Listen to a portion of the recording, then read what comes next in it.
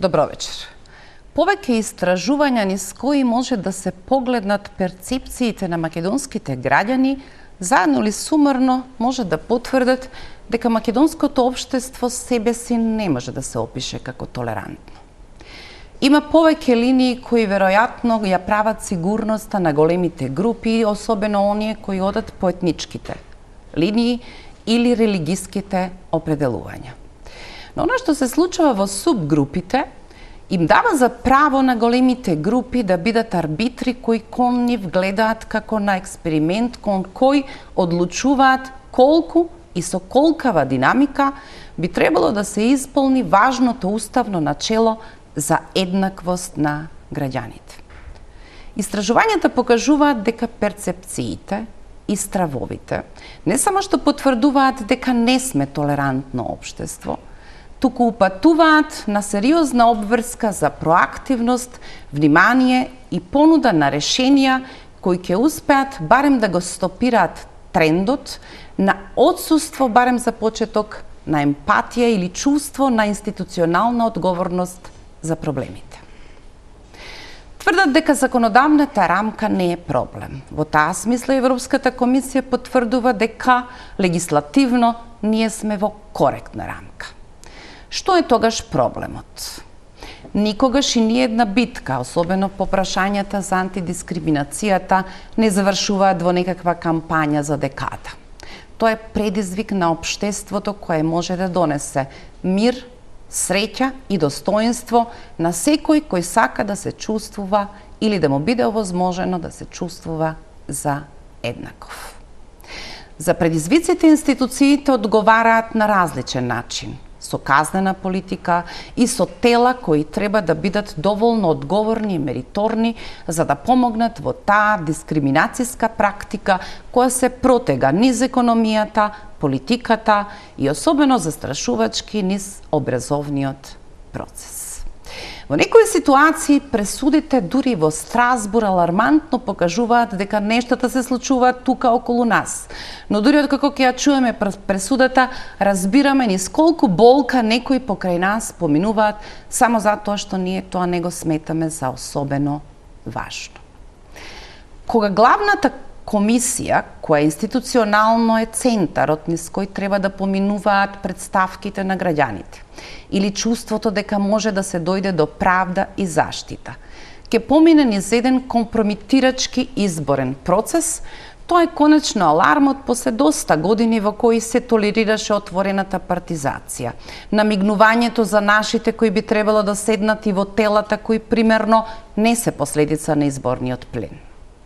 Оваа недела сведочиме на скандал со изборот во Комисијата за спречување и заштита од дискриминација. Се разбира, тој не е прв, но овој на некој начин е една добра компилација која покажува дека парламентот наполно ги симнал сите своји критериуми, ако во Комисијата за избори и именувања може да помине и кандидат кој дури не ги исполнува формалните услови да биде номиниран. Што ни се случува? И кои се точките во кои може би сме напреднале, што се предизвиците? Вечерва разговарам со моите гости, од кои дел од нив успеа да спречат оваа мала парламентарна калварија и еден од препорачаните членови за гласање на парламентарната сесија на Собранието да се повлече од кандидатурата. Сега комисијата има 6 активни членови. Добро вечер, во студиото им велам за Атанас Аврамов, Мрежа за заштита од дискриминација. Добро вечер. Ирена Цветковиќ, коалиција Маргини, долг пат низ, како се вели, општествените маргини, при што не разбираме што е мејнстрим, што е маргина овде. И Неда Чаловска, добро вечер и за вас, адвокат, магистар по меѓународно право и човекови права и долг вас исто така личен искуствен период во непосредно занимавање со прашањата од дискриминацијските практики. Правиме прва пауза за реклами, па тргнуваме со нашата дебата.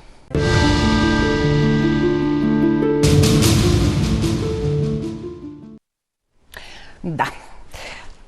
Атанас, веста дека и видеото кое го споделивте и препораката на мрежата за антикорупција дека еден од тројцата препорачани кандидати од Комисијата за избор и именување во Собранието за член на Комисијата за спречување и заштита од дискриминација не би смеел да се најде на пленарната седница.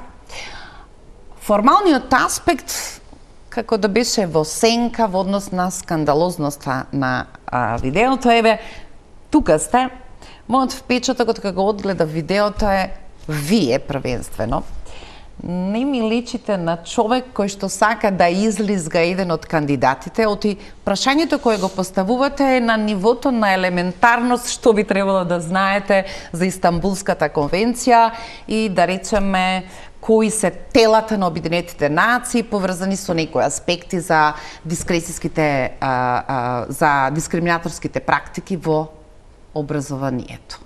Ама одговорот што го добивате сега на некој начин во микс, како да потврдува дека госпоđата Ахмет е всушност жртва на еден висок стандард на невладините организации кои прашуваат повеќе од колку што е потребно во партиските кулари да се заврши работата.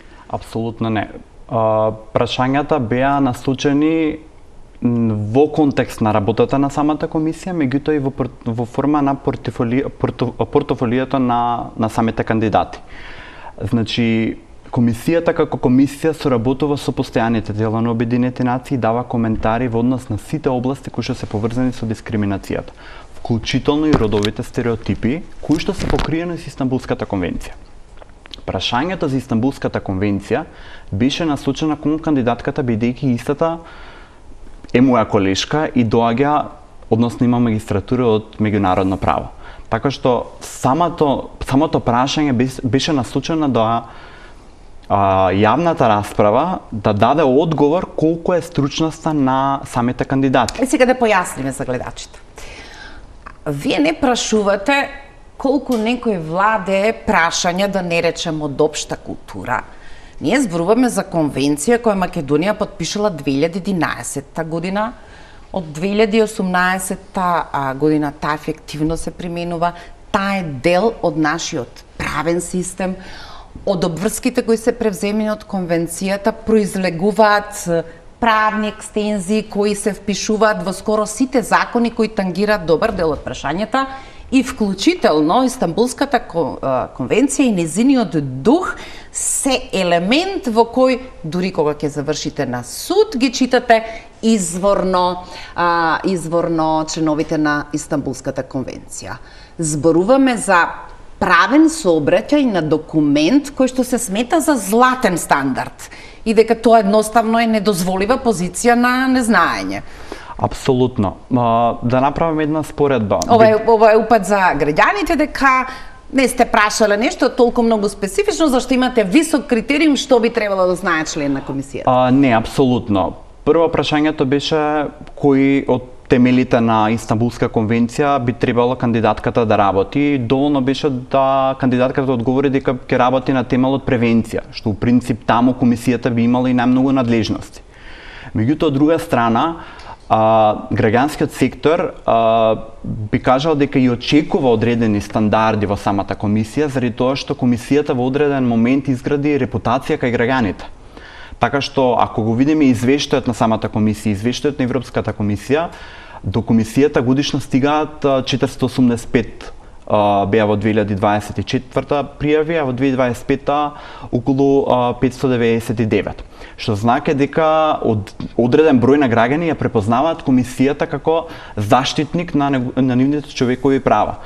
Од тој аспект мислам дека и граѓанскиот сектор треба и мора да очекува одредени стандарди. Во контекст на прашањето беше базично во однос на Истанбулската конвенција. Прашањето не беше во контекст на одредени членови, заради тоа што добар правник и не треба да ги знаат членовите на памет, меѓутоа треба да ги знаат темелите на кои што се базира самата Истанбулска конвенција. Прочитав и некои статуси кои ми се чини на претходниот министр за правда Кренар Лога имаат известна и политичка димензија и малку иронија, оставете ја на мир. Кандидатката можеби имаше лош ден, но ова е во суштина лошата политика на вреди. Зошто би имал право да се занимава со таа политичка екстензија? Кандидатката предвреме му се заблагодари на Изет Меджити.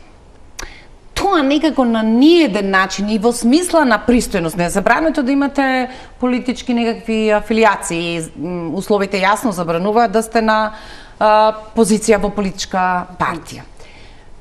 Но тој снисходлив однос кон шефот, условно, кој ви овозможува дискреционо пропулзивноста низ парламентарната процедура, во која се потврдува на крајот дека не ги исполнувате и формалните услови, можеби на некој начин во овој момент, добро или лошо, се крши на оваа кандидатка, иако и претходно имало скандалозни ситуации околу одредени биографии.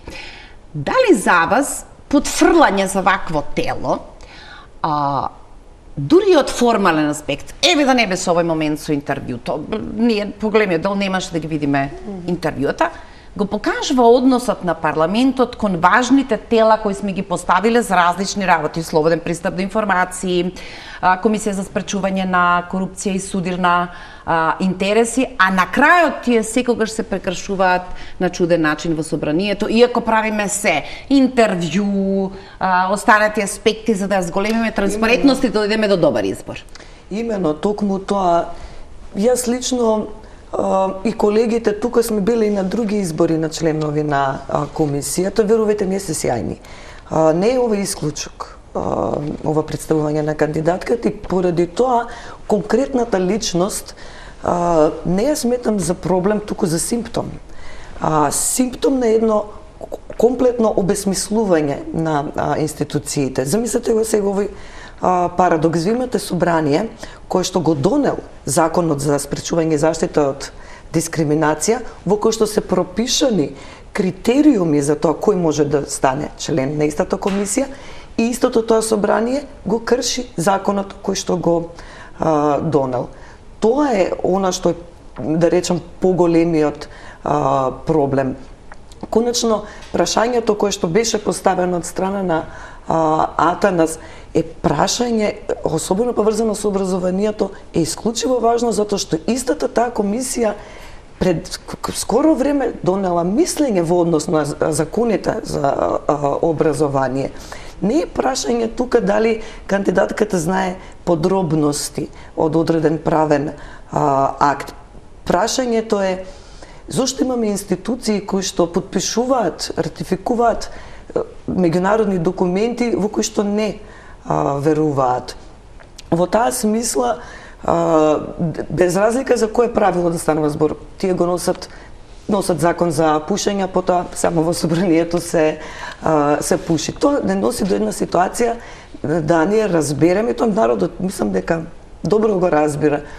Ние живееме во еден квази систем кој што сме го свеле на процедури, формалности, на една илузија дека системот совршено функционира, додека се репродуцира самиот себе си. Низ годините кои мина, видовме дека една комисијата за заштита и спречување од дискриминација беше во една добра кондиција, но сега гледаме како и таа која што треба како тело на еднаквост треба да биде контролор на власта, треба да биде коректор на системот. Гледаме како е вшмукана во системот и станува простор за кариерна миграција на вработени во јавна администрација, најчесто по партиски клуч. И тука не е прашањето кои ќе бидат најдобрите членови на комисијата, туку дали оваа држава сака воопшто да се бави со прашањето на дискриминација.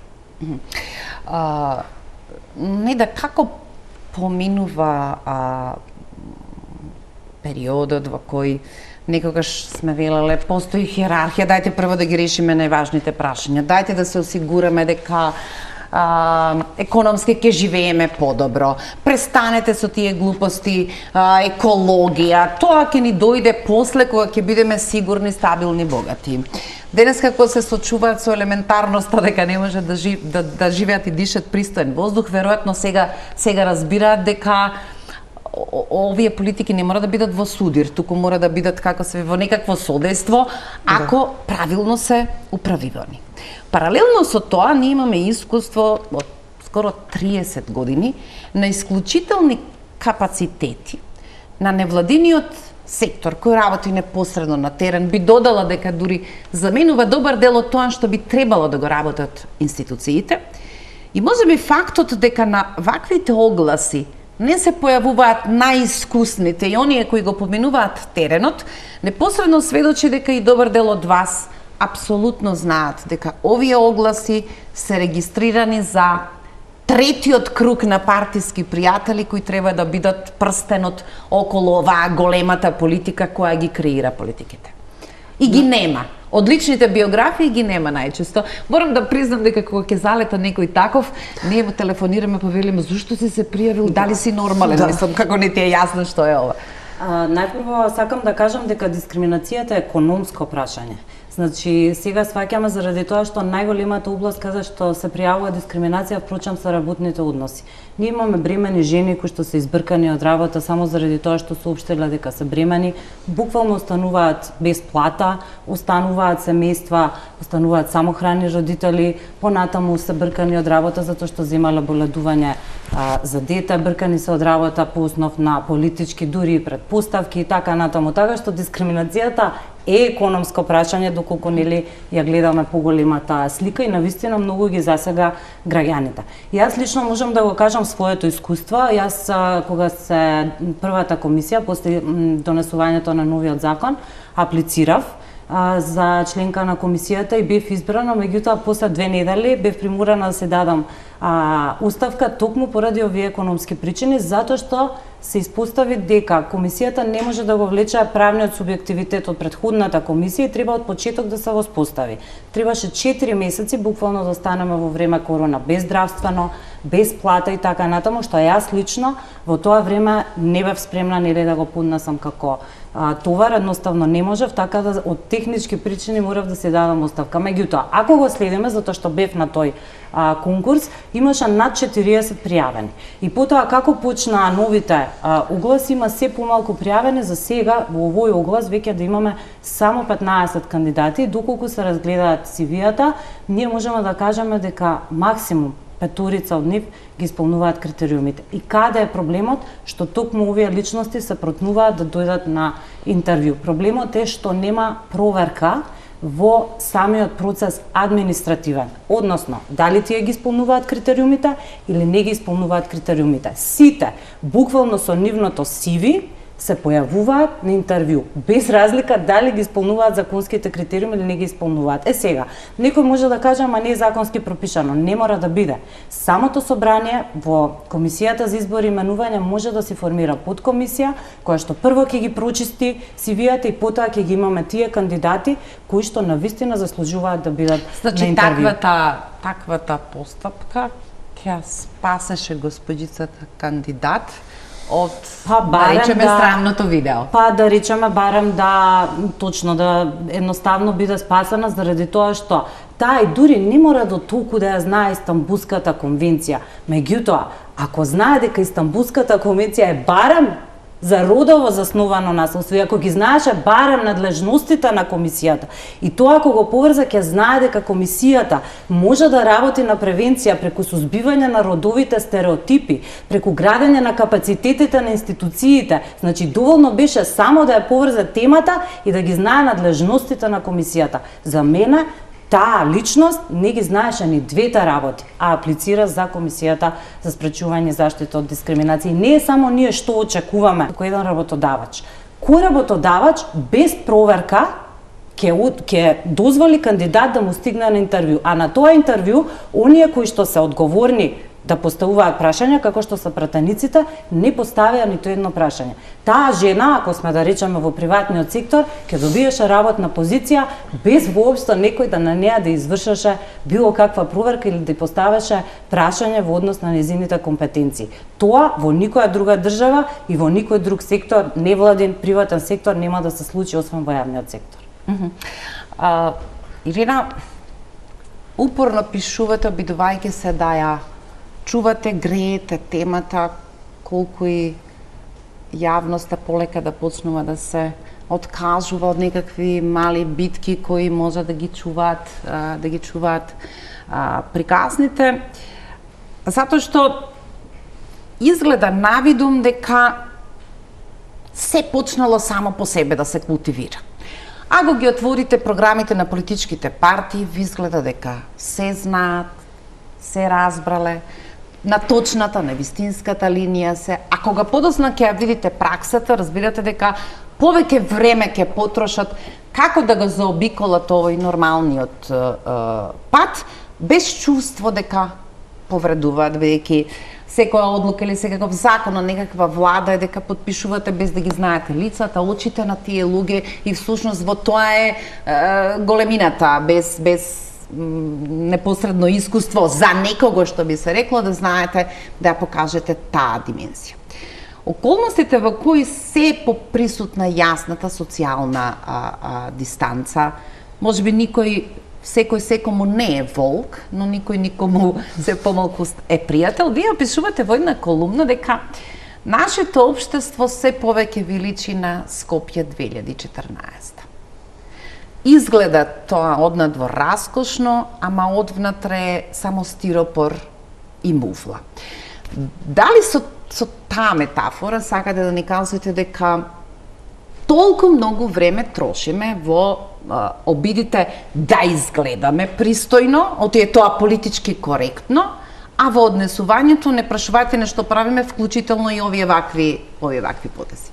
Да, апсолутно мислам дека заглавивме во едно, па би рекла, едно мислам дека луѓето кои што се во политиката кај нас апсолутно не разбираат политика. Не е политиката да менаџирате со институции, со процедури, институционални ритуали или формалности. Политиката во поширока смисла е нешто друго. Ние не страдаме од форма, ние страдаме од суштина. И во таа смисла малку и нема да се согласам со Неда, ама јас во принцип со правници потешко се согласувам. Вие имате многу повеќе ентузијазам во правилата и во нормите и во законите. Јас мислам дека ние немаме потреба од нови закони. Мислам дека ние имаме и вишок закони, ние имаме хиперпродукција на правила и норми и едно суштинско ништо зад сето тоа. Дури не би се фатила ни само за имплементацијата, па ќе речеме имаме добри закони, не ги имплементираме. Ние не сме заинтересирани да го организираме заедничкото живење во оваа мала земја, затоа што тоа е политика и тоа е демократија. Во таа смисла, јас сметам дека додавање на уште една под процедура се направивме. Што е право, се направивме за да обезбедиме квалитетни кадри во таа комисија. Ставивме доста ригорозен закон во однос на тоа како се бираат членови. Ставивме навистина вредни критериуми. Одиме таму, ние сме тие кои што седиме на седницата. Рече се да нема ни пратеници, па за тие не се интересираат. И на крај, транспарентниот избор е испочитуван, исходот е повторно ист. Ние пак имаме Ама тоа е тој модел на појавната грижа за репутација. За репутација. Во таа сега смисла... ние како да излеземе од ова, да. И дека како на некој начин да знаат или очекуваат дека конечно овие што притискаат, дајте повеќе транспарентност, дајте подобар модел, дајте најдобрите меѓу нас во тоа што го работат да бидат таму каде што треба. И тоа се постојано нови и нови разочарувања. Сакате ДКСК, ќе успеат да се договорат и да го компрометираат принципот на избор. ДКСК исто е добар пример. Да, сакате Совет на АВМУ, го подигнаа на 2/3 за избор и интервјуа. Затоа што се бавиме со правила, а не се бавиме со суштина. Јас не сум песимист, јас гледам некаква надеж, ама не ја гледам во измислување на нови комисии, правила, процедури и слично. Јас мислам дека како граѓанство треба да ја вратиме смислата на институциите, тоа ми е некако прво, да разбереме, ама сите заедно и со власта, дека телата за еднаквост, кои не ја вознемируваат државата, не вршат својата функција. Тие не се ваши непријатели ако вие сте премиер или министер. Тој е ваш коректор. И И тоа е добро да го имате. И конечно да раскрстиме со овие перформанси. Да не, сега гледам повторно барање за нови формирање на такви нови комисии за избор на други членови, ќе заглавиме во една театарска представа која просто никогаш нема да заврши, никогаш нема да произведе реалност која што е па да речем позитивна за нас, не мора да биде совршена. На следно истражување на МЦМС која ми даде за право во воведот да си ја дадам таа слобода да опишувам дека ние можеме да се препознаеме во кованицата крајно нетолерантно општество. Кои се непосакуваните или како ние се нормализираме таа култура на хипокризијата, прекрасно се изборуваме за себе, веднаш знаеме да се препознаеме во некој извештај, кога некаде ќе ни опишат добар тренд и тука некаде да застанеме, значи 80% од испитаниците, како на изборот за мис, кога ги прашуваат што би сакале, 80% од нив велат дека би сакале свет, не Македонија, свет во кој луѓето се еднакви. Потоа кога ги прашуваат подетално за одредени работи, вели кого не би сакале покрај себе, како соседи. 91% зависниците од дрога, 88% од алкохол, 81% хомосексуалци и 77% ХИВ позитивни и 71% имигранти. Тоа е таа втора лична карта која покажува нетолерантноста или која во еден момент ти вели нешто можеби не е во ред со истражувањата, дури и на овие обичните политичките во кој правец се движи на државата, велат во ужасно лоша насока се движи државата, потоа кога ќе ги видиш сидрата подолу од испитаните, ако се движи во погрешна насока, владата треба да има единица, ама нема единица. Сега тоа е како ги разбираат работите кога ќе дојде нешто непосредно блиску наводно да ги тангира во оваа приказна која покажува дека не се светот го разбирам како поле за културен надпревар или на еднакви луѓе меѓу се. Да, точно знам за кои истражувања зборувате. Исто така во истото истражување, оно што некои луѓе ако ја прецениме, го прецениме мислењето на популацијата, овие луѓе кои што ги спомнавте лични карактеристики, луѓе што употребуваат дрога, луѓе што живеат со ХИВ, хомосексуалци и така натаму, луѓето наоѓаат оправдување дека ние живееме во едно традиционално општество, па овие се некои работи кои што не се поврзани со човекови прави и така натаму, за да оправдат оваа нееднаквост. Меѓутоа во истото истражување ги видите дека 50% од истите испитаници не сакаат за сосед и лица со попреченост. Категорија на која што огромни средства, огромни сензитивизации, огромни образовни програми, се вложи огромни пари во образованието да се сензитивизираат, не резултирале со таков продукт. Она што особено треба да се нагласи е дека ние не можеме да изградиме толерантно општество доколку не работиме постепено и не почнеме од образованието.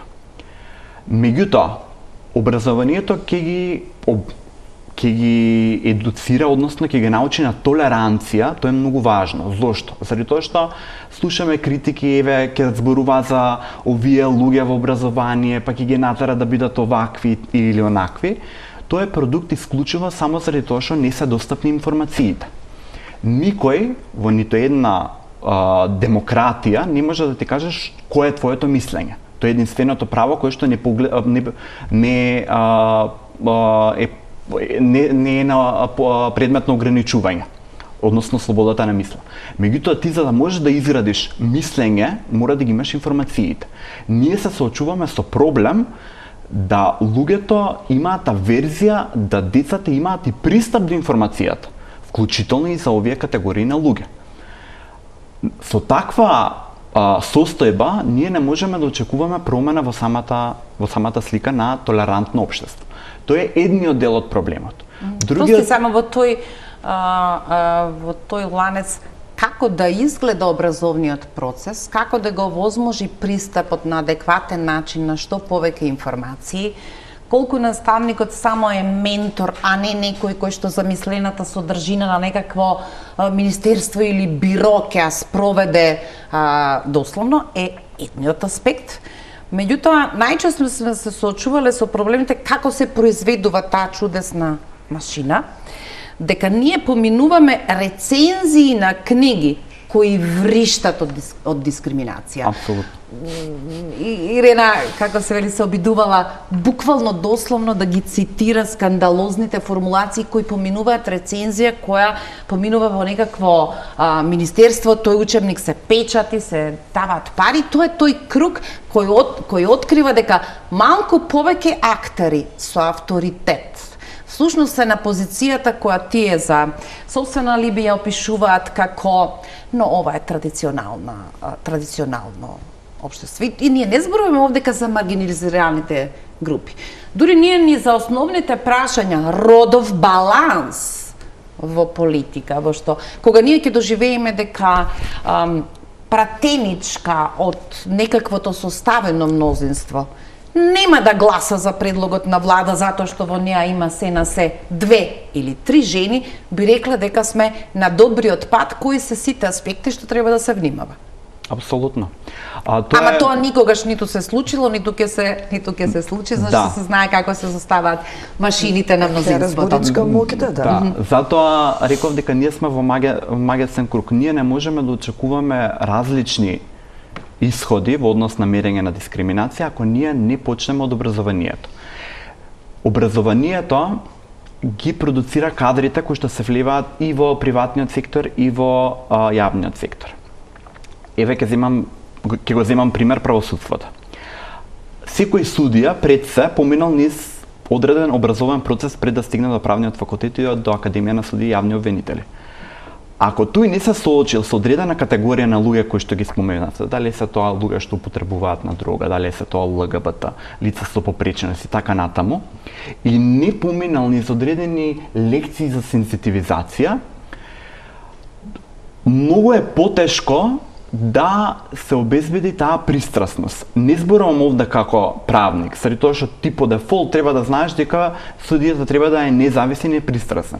Зборувам од лично искуство. Ние добивме пресуда во која што судијата, односно образложението на самата пресуда, имаше елементи на говор на омраза. Тоа не е заради тоа што судијата се фокусирал на образложение на фактичката состојба, на тоа дали има елементи на дискриминација и така натаму. Туку самото образложение содржеше говор на омраза. Тоа е знак дека тој судија, покрај тоа што поминал нели формалното образование низ правниот факултет низ Академија на судии, се уште тие предрасуди кои што не ги сечеле во корен при лекции за сензитивизација, за обука, за такви категории на луѓе, тоа се предизвикал кон неправда кон маргинализирани заедници.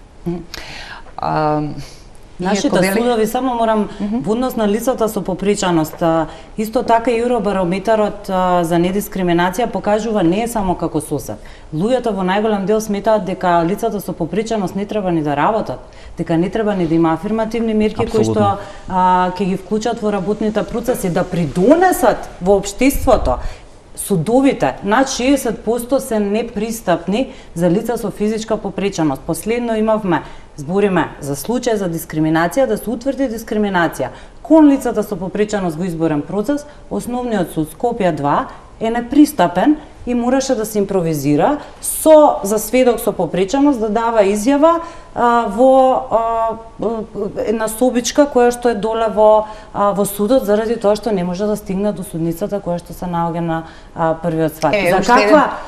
За каква толеранција ние да збориме кога нашата цела инфраструктура, значи нашиот цел систем е создаден да биде невклучувачки, односно да ги исклучува оние кои што генерално се припадници на различни општествени групи.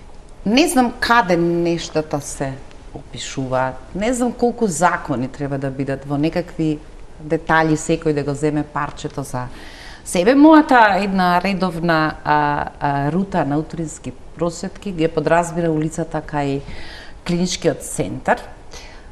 Проверував буквално, ама буквално, од каде што почнува Водњанска до крајот, не постои покрај клиничкиот центар ниту еден тротоар кој дава пристап за количка.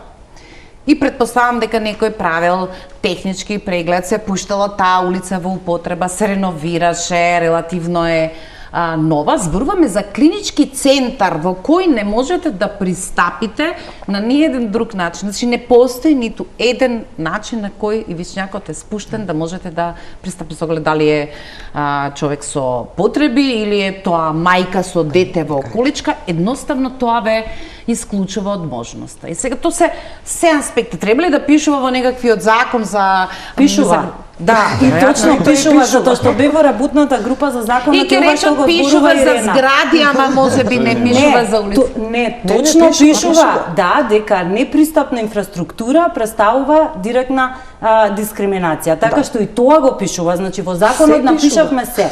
И кога да се вратиме на ова што го зборуваме за комисијата, законот и сите закони кога ги пишуваме, ние ги пишуваме и размислуваме на добра волја, што би се рекло in good faith. Тоа значи дека размислуваме дека нема да има партиски влијанија до тој степен за да ние смислиме се. Не можеме. Еве, ја смисливме комисијата, Државната комисија за спречување корупција. Таму има две фази. Има административна проценка, значи ги чистат оние кои што не ги исполнуваат критериумите, не одат на интервју, и потоа одат на интервју. Таму граѓанските организации имаат двајца представници и гласаат. Има двајца представници опозицијата, има двајца представници опозицијата. Што се случува? Пак победуваат партиските кандидати. Зошто? Народски кажано, нели, сложни попови во петок си мрсат. Тоа значи дека независните кандидати секогаш ќе имаат помалку поени од оние партиски кандидати, без разлика дали се од позиција или од позиција, зашто сепак се склучуваат договори за кои што ние никогаш нема да бидеме на тие маси вклучени. Така да, се додека не се договориме како општество дека е доста, затоа што гледаме дека стварно е доста. Многу луѓе, тие нетолерантни луѓе кои ќе одидат во Холандија, ниту им сметаат геј луѓето, веднаш стануваат толерантни и така натаму, едноставно системот веќе ги гуши. И мислам дека е време конечно да си признаеме дека мора нешто да промениме. И мислам дека од следниот избор на комисијата, а се надам сега по законот ни мораат да објават нов оглас, значи не можат сега да изберат од постојаните кандидати, така е во законот, кога нема да се избере, сега имаат рок од 10 дена да објават нов оглас, па се надам дека можеби ќе имаме многу поквалитетни кандидати и конечно ќе биде избран некој кој што заслужува да биде на таа позиција. Ирина, можеби свесно целиот овој корпус на важни прашања во кои комисијата има надлежност и да биде превентивна и да биде корективна, веројатно недостасува и кадар, можеби и искуство и некаква меѓународна патронажа, да речеме соработка, како ли тоа го нарекуваат, и обука, каде што би можело да направи малку подобро мапирање и во соработка со невладините организации. Ние би сакале да го видиме пописот на сите, инвентарот на сите институции во државата кои на елементарно, основно ниво го спречуваат пристапот да дојдете. Значи, на крајот на грижата можеби треба да бидете суден во судница, не да бидете сведок, вие не можете да дојдете да се браните во суд. Тоа се тој тип на... Ако сакаме. На абсурди. Ако сакаме. Да. Мислам, ние со абсурди до утре би можеле овде анекдоти да раскажуваме. Нас веќе и не ни се смешни, сме се навикнале. Меѓутоа, пак ништо не правиме. Просто делува како системот да е непобедлив. 16 филтери ќе ставите и пак партиите ќе ви внесат свој човек. Одлично што го спомена Оливера и супер го детектираше клучниот проблем во резултатите од она истражување. Да, не знаеме дека нашите луѓе се нетолерантни, такви се повеќето луѓе веројатно и во многу земји од светот. Меѓутоа, она што е тука парадоксот, тие не сакаат сосед, лице со попречено стром, овој, оној се, а кога ги прашуваат која е вашата максима, тие велат веруваме во општество во кое сите сме еднакви. Ние немаме проблеми самите себе се да се залажуваме. Ама некои меѓу нас би требало да бидат поеднакви. Да, па и се. И во таа смисла, окей, и ќе се распише веројатно нов конкурс и веројатно ова место ќе се резервира за некој навистина искусен човек. И ќе заборавиме на овој скандал. Пак ќе кажам, јас упорно зборувам, ова не е инцидент, ова е структурна норма. Вака ги избираме луѓето кои што се вработуваат во јавната администрација, вака ги избираме луѓето што се дел од системот, што го раководат системот, и потоа замислете сме зачудени секогаш кога ќе ни се случи некаква трагедија затоа што сме имале неадекватни луѓе на важни позиции. Не знам како се прекинува со илузија, ама мислам дека ова е прашање меѓу другото и на психолози. Пауза за реклами.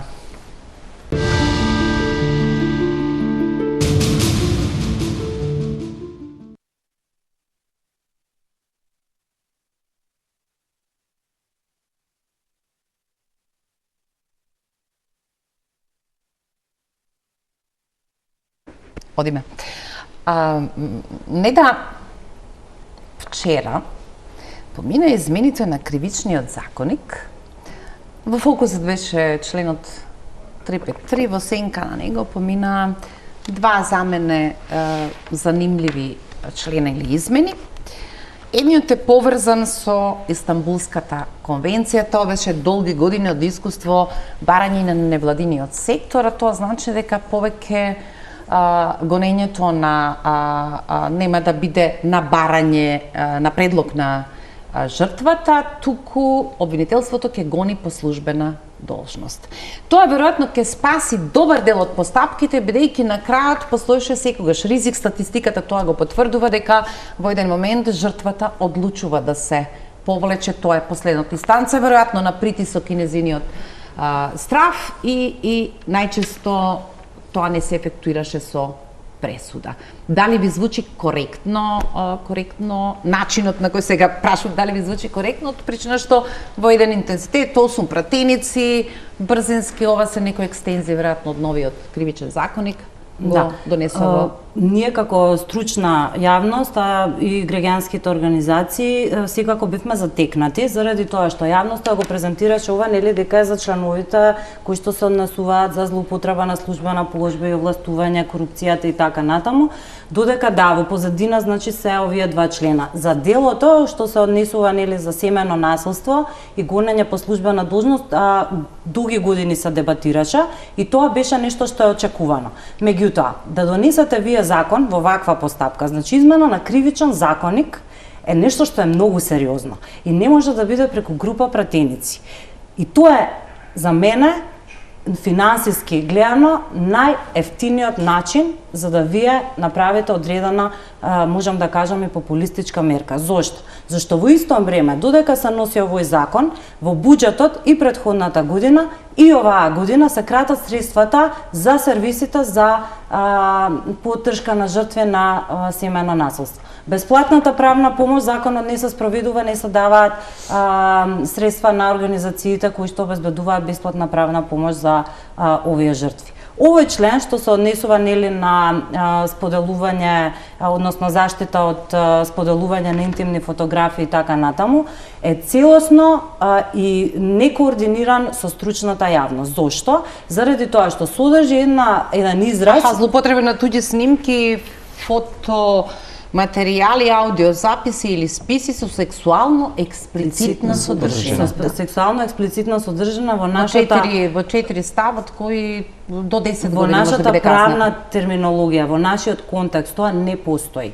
А во исто време они не даваат дефиниција. Доколку се види кривичниот законник, ние имаме дефиниција за детска порнографија, имаме за семено насилство, имаме родово засновано насилство. Никаде нема дефиниција за сексуално експлицитна содржина. Што направиле?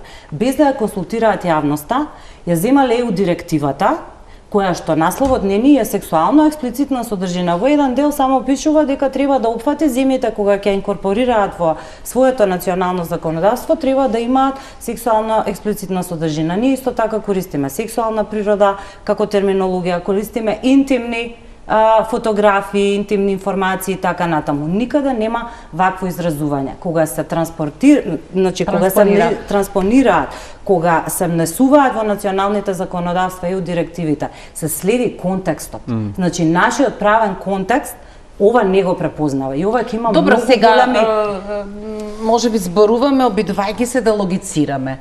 дека ова е екстракција од некаков текст кој треба да го има новиот кривичен законник.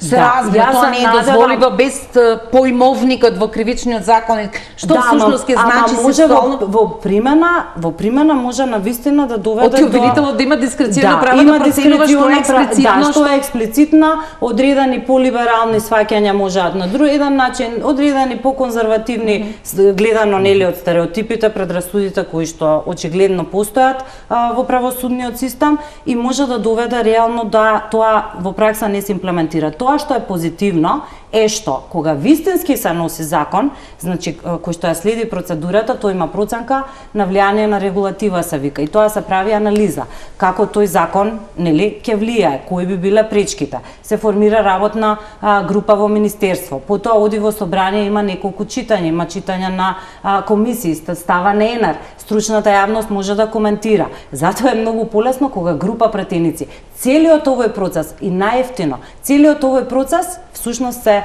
избегнува и затоа реално ние немавме можност ниту да коментираме, ниту да го подобриме тој член. Од денес за утре беа викнати, ја колку што имам информација издруженијата на граѓани и буквално целиот процес беше како нели декор на астал и тоа сето тоа се искористени за единственото за формата која во суштина им ја бара Уставниот суд поради измените дека мора да ја помине постапката, да оди во повеќе фази и да има јавна расправа. И тие тоа се успеа после празниците да го спускаат во една динамика која донесе до брзи интервенции за кои денеска претседателката образложувајќи зошто го подпишала и самата вели го сметам ова за транзитиско решение.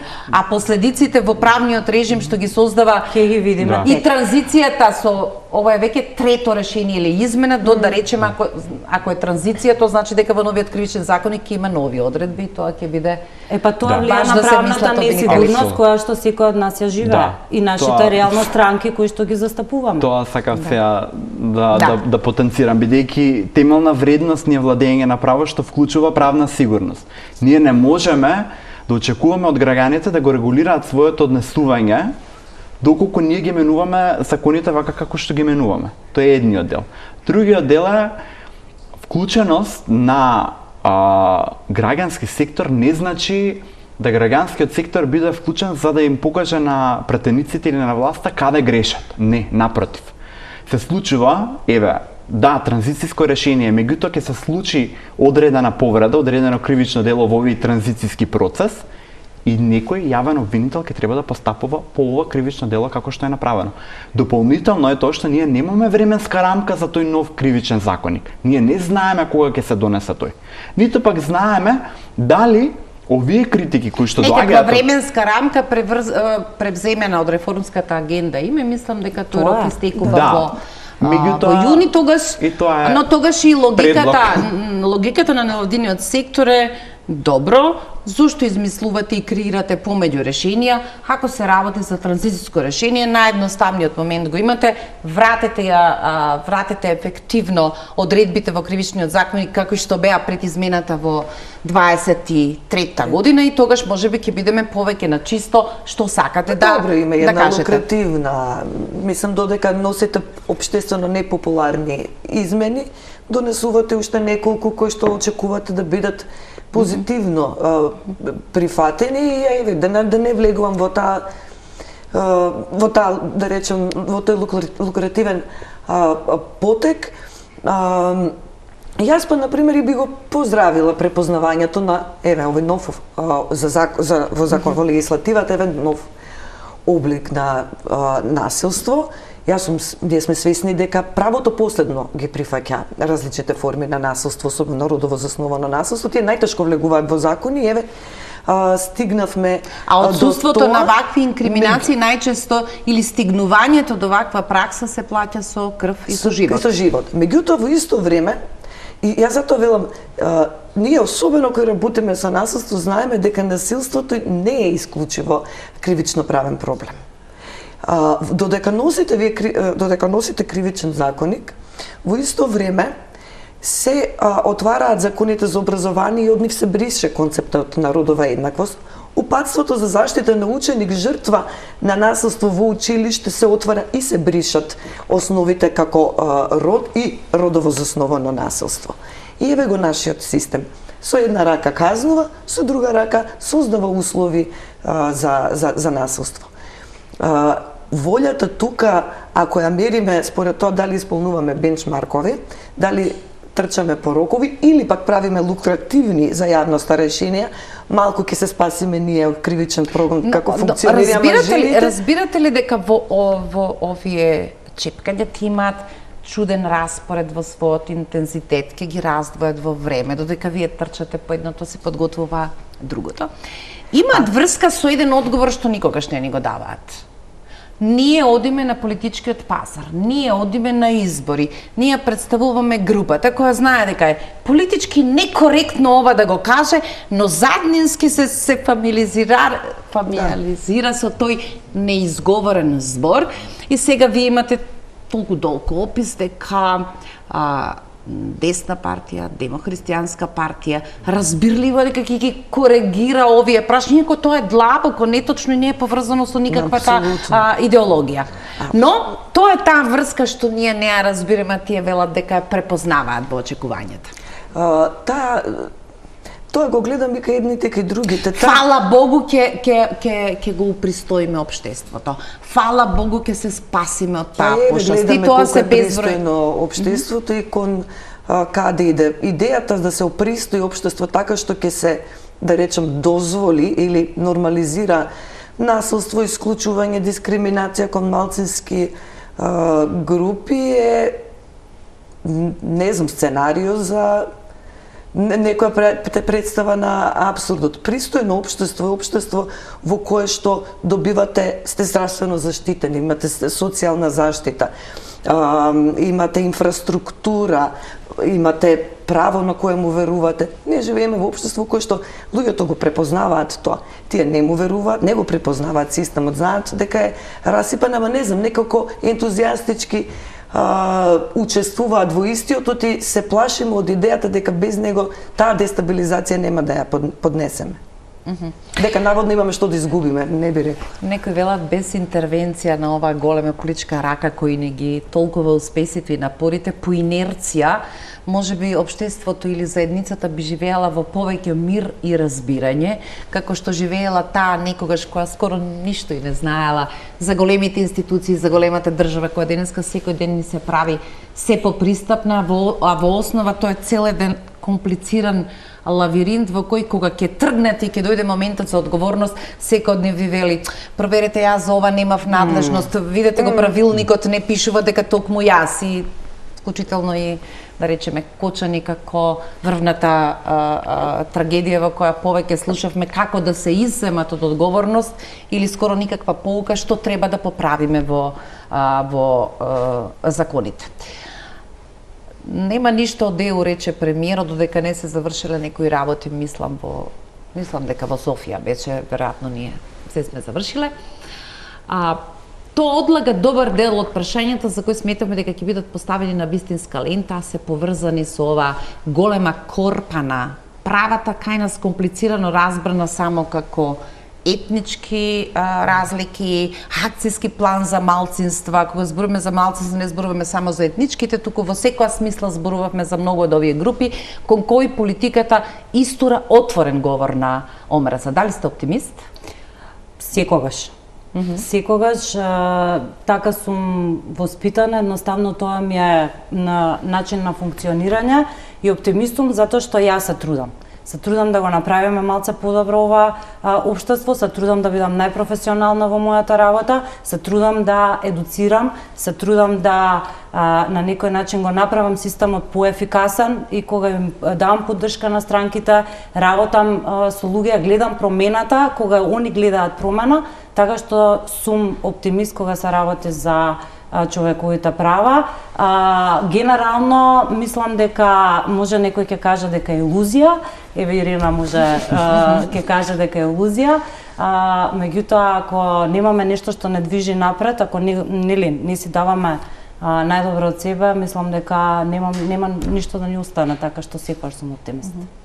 Па и илузиите се добра работа ако се плюс, програм плюс во нешто што во другиот дел има одлична база во која сте сигурни, можете да ги процените и ризиците и последиците од сопствениот исчекор. Атанас, буквално 30 секунди за крај. Ако нема ЕУ процес во кој бевме уверени дека отворањето на фундаменти, првото поглавје, ќе ги држи цврсто овие прашања на малку поинаков начин отколку што сега едва успеваме да направиме договор, без тоа дали оваа приказна ќе замира уште повеќе под идеолошкиот превес или ќе успеете да ја одржите? Бидејќи јас за разлика од неда сум реалист, би рекол дека ако не беше процесот, не мислам дека ќе направиме нешто. Дури и сега кога е под капата на поглаве 23, ние имаме no progress, односно без напредок во поглаве 23. Така што мислам дека она што движи, барем колку толку споро, е тоа што е поврзано со евроатлантскиот процес. Почитувани, ви благодарам што вечерва бевте мои гости. Ќе видиме како ќе се одвива работата и дали собранието испоред проценката на председателот Гаши ќе успее да го подигне тој, како што вели, пад во критериумот, барем во некаква пристојност. Ви благодарам што не следевте, останете на фреквенцијата на Телма телевизија. Пријатно.